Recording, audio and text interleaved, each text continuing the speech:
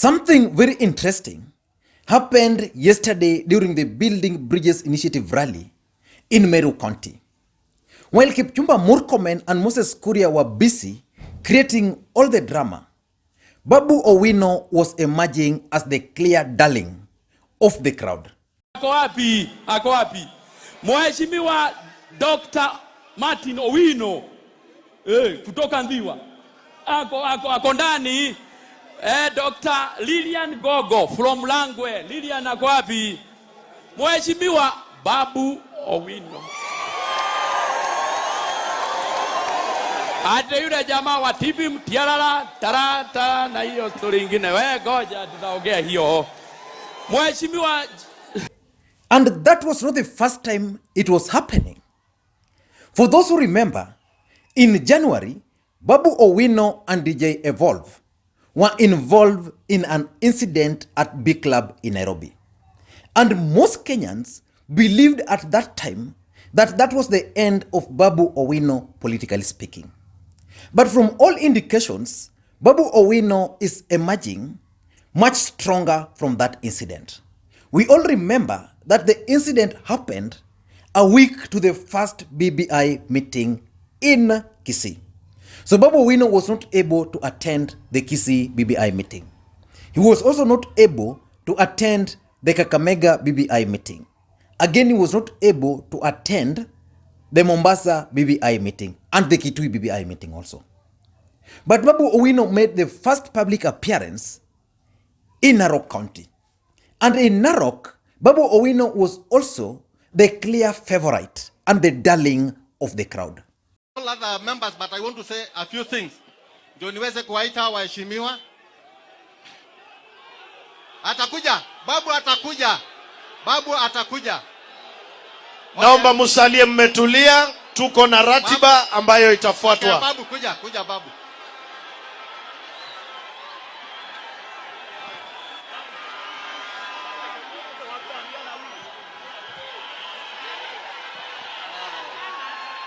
Asanteni sana. Wananchi power. Wananchi ria. Wananchi ra. Warembo hai.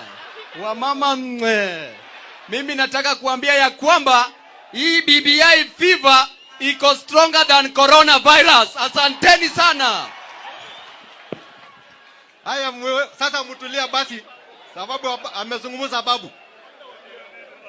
Ningetaka tu kuambia wa Kenya. Then from Narok, the next BBI meeting was held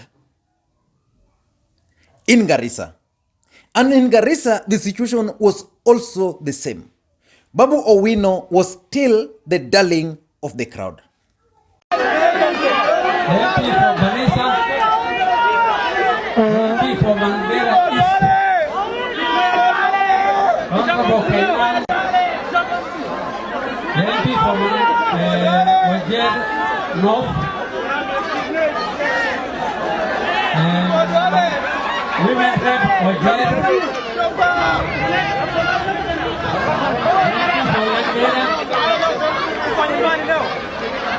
MP for Public, Honorable Babu Owino,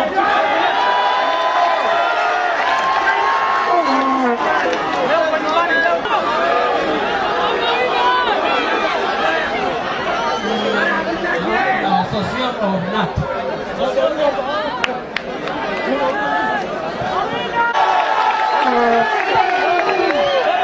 Asanteni sana. Takbir. Takbir. Takbir. Vijana ria. Vijana ra. Garissa tibim. Garissa tialala. Warembo ha. Wamama mwe. Asanteni sana. Jambo la kwanza, tunasema ya kwamba BBI fever ni noma kushinda coronavirus.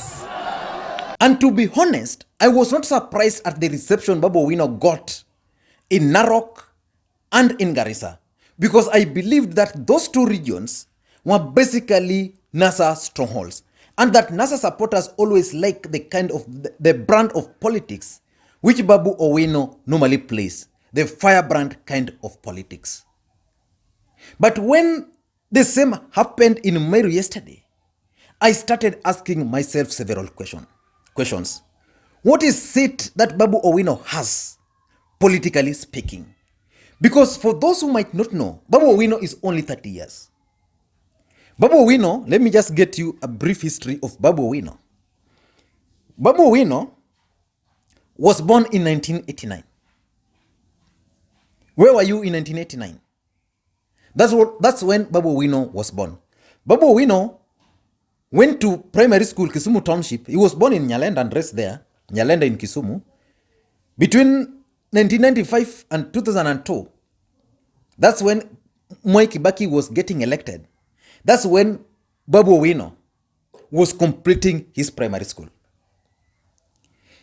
He scored 394 marks out of 500, which also means that Babu Owino is a bright chap, considering the background.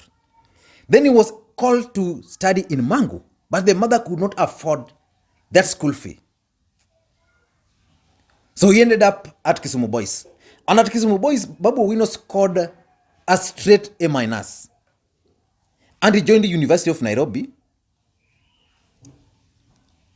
By the way, he was to join Moi University first, but he decided, because of money, he decided to go to University of Nairobi. During that time, Babu Owino also undertook A-levels, Form 5 and Form 6. And he graduated from University of Nairobi. He graduated with the Bachelor's of Aquarial Science. That's Babu Owino for you. And Babu Owino is also pursuing Bachelor's of Law. And in between there, Babu Owino has undertaken several diploma courses. And his political journey has also been very interesting.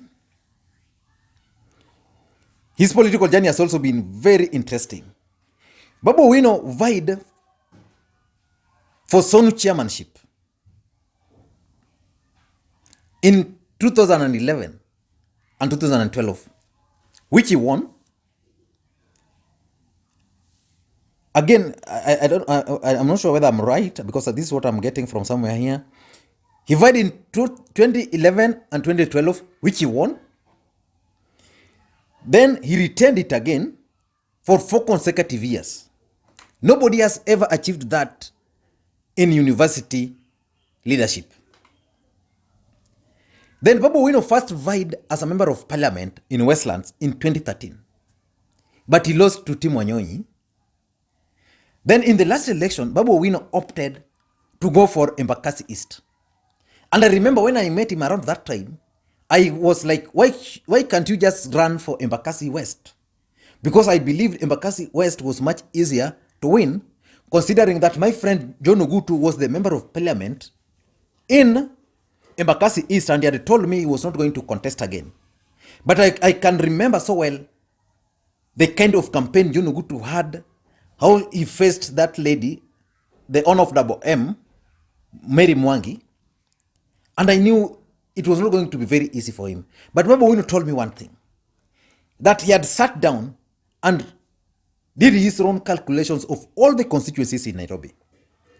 And the best one for him is that Embakasi East. So he opted and contested for Embakasi East, which he won. So, but if you look at the politics of Babu Owino, in my view, he has the ability and the potential to achieve what he wants in life. Remember, Babu Owino contested to be the SONU chair, he won. He contested to be the Embakasi East member of parliament, he won. Currently, Babu Owino is claiming he wants to run for the governor of Nairobi. And if I were to advise him, I would tell him to retain his seat again in Embakasi South, so that after that, he can now go directly to contest for the presidency. Because in 2027, a lot of factors shall have changed. But why is Babu Owino this popular? Why is he being received all over the country? Very few politicians in this country. I know even in this streets we meet some of these politicians, but we can't even recognize them. I know one of my friend who is a member of parliament, he would go to these clubs and hang around with them, in those clubs, but people would not even recognize him. So what's special about Babu Owino? And what can you tell Babu Owino? Me, my advice to Babu Owino is only one. He's still a young man. And the future, his political future is very bright. So we just need to figure out the best thing for him. He must figure out the people to hang out with. He must figure out what is good and what is bad. But why is Babu Owino's political future bright? Number one, Babu Owino is still a young man. He's only 30 years. Which means Babu Owino, from now to the next 30 years, he still has time to figure out his future in politics. If Babu Owino wants to run for the presidency, let's say he decides to run for the presidency in 2027, then he fails. It means he will still have more time to continue contesting. William Ruto today is over 60 years. So which means if Babu Owino was to wait to run at that age, it will mean Babu Owino will still has around 30 years to that time. So he still has age on his side. Number two, Babu Owino is charismatic. That's why people are demanding him to speak. He's popular everywhere. His people who don't like him, like in Meru, I didn't expect the people of Meru to welcome him, because this is a guy who gave them a lot of problems. But they still welcomed him. Why? Because he's charismatic. Number three, the messaging. If you study all these politicians, the only guy who has the ability to deliver his message is Babu Owino. He knows how to deliver his message. When he was given a chance to speak in Narok, his message was very clear. That BBI fever is stronger than coronavirus. And that's what people took home. And people are joking with it everywhere now. When he was campaigning in the last election, during the ODM rallies, people used to love him because of his messaging. Some are very powerful, some are bad, some are good. Babu Owino, when he speaks, at least you will have to pick something out of his speech. And he knows when and where to deliver specific speeches. And lastly, Babu Owino has the ability.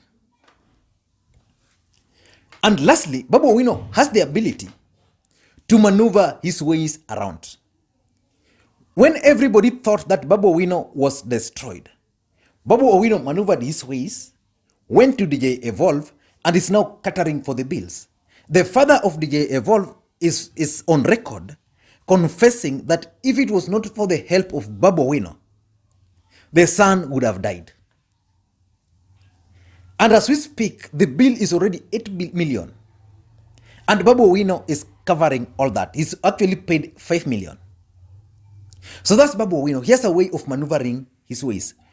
When the returning officer wanted to stop him, because if there was one individual William Ruto didn't want to get to parliament, then it was Babu Owino. William Ruto tried everything to block him. He won clearly, then he was still taken to court. And the judge was a Kalenjin who is close to the deputy president. Then Babu Owino still maneuvered his ways. He still maneuvered his ways until the case was thrown out. So Babu Owino has the ability to maneuver his ways. So in my view, Babu Owino is one guy who has the potential of becoming the president of this country in future. I know you'll ask me so many questions about that, but that's what I believe. Even if you want to become the president of the Republic of Kenya, Babu Owino is definitely destined to take over from Raila Amolo Odinga in Nyanza. Why? Because the kind of politics he's playing resonates so well with the people of Nyanza. I don't know what you think. Let me know what you think about Babu Owino. And if you're bumping on this video for the first time, I want you to take a second or two and hit the subscribe button so that next time we produce a video like this, you automatically get notified. Thank you guys, and please may you have a good day. Bye bye.